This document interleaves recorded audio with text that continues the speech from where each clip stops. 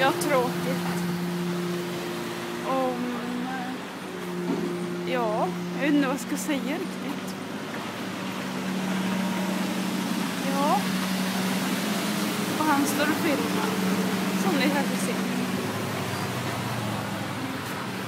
Så kul att jag är stolt på. Alltså, de skrev. Tyst. Var en frukt, det var skämt.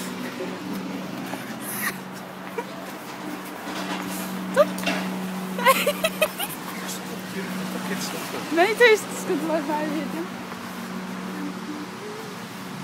Oj, nej då. Det finns.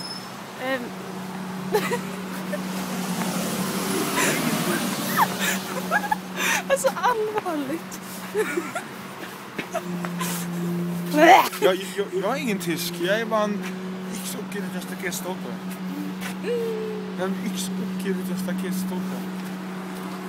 Isborg skrev.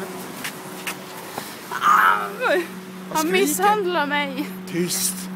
Och det var de tre rena borta. 1, 1, 2. Står där borta. Hej polisen. Den killen som misshandlat mig.